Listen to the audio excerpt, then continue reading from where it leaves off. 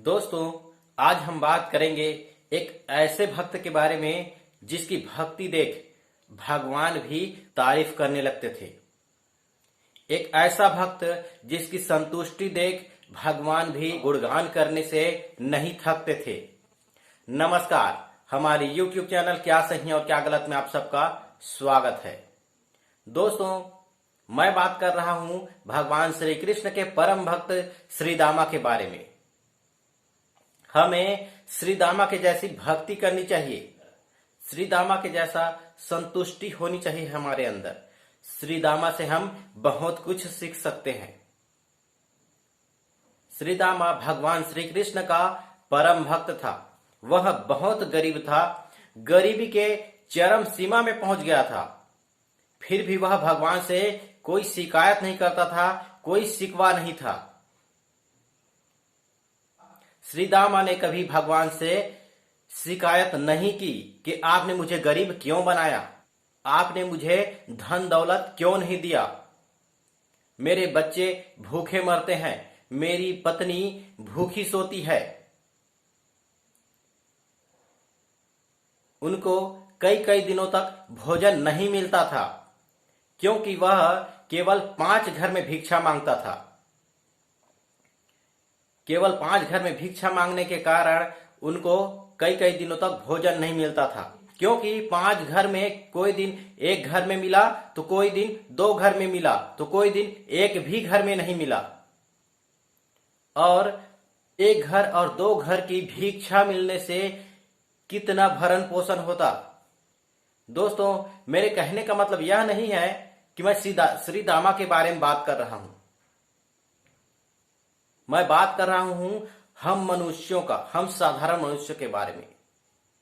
यदि हमारे पास ऐसी स्थिति परिस्थिति प्रकट हो जाती है, कोई छोटा मोटा दुख आ जाता है, तो हम भगवान को कोसने लगते हैं, भक्ति न करने का मन बना लेते हैं।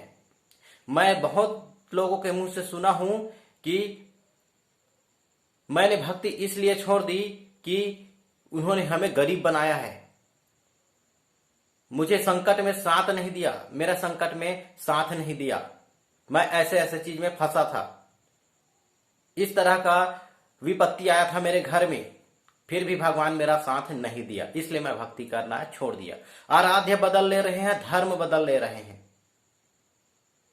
दोस्तों, आप आराध्य बदलोगे तब भी उसी ईश्वर की ही उपासना करोगे, धर्म बदलोगे तभी उसी ईश्वर की उपासना करोगे। आपको वहां भी वैसे ही देखने को मिलेगा। दोस्तों, श्री दामा से हम बहुत कुछ सीख सकते हैं।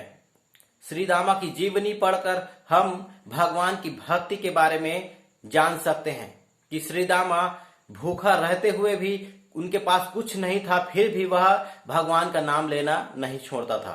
उनको कभी नहीं कोसता था कि आपने मुझे गरीब क्यों बनाया।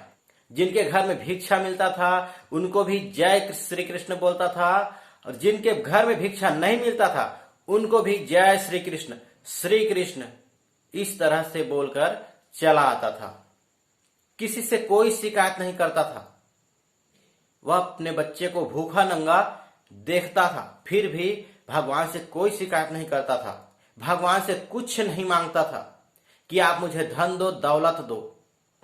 भगवान श्री कृष्ण श्री दामा का गुणगान करते हुए कभी नहीं थकता। भगवान श्री कृष्ण कहते हैं कि श्री दामा के जैसा भक्त युगों युगों में कभी कभार मिलता है, 100-200 सालों में मिलते रहता है, ऐसा नहीं बोला। युगों युगों में कभी कभार ऐसा भक्त देखने को मिलता है। मतलब श्री दामा कोई सामान्य भक्त नहीं था।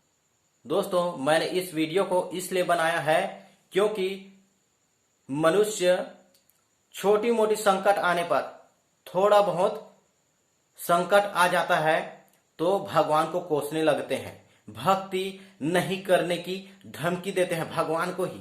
जिन्होंने उनको आंख नाक कान मुंह हाथ पैर सब सलामत दिया, उनको ही भक्ति ना करने की धमकी देते हैं कि हम भगवान की भक्ति नहीं करेंगे, ऐसा है वैसा है, उन्होंने हमें इतना गरीब बनाया, उन्होंने हमें इतना दुख दिया, उन्होंने हमें ऐसा किया वैसा किया, भगवान को कोसते रहते हैं।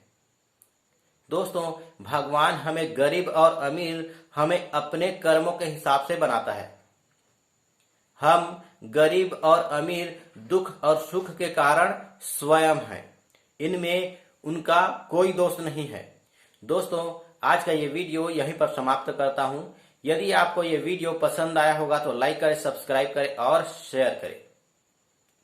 तब तक के लिए धन्यवाद। जय शिव शंकर।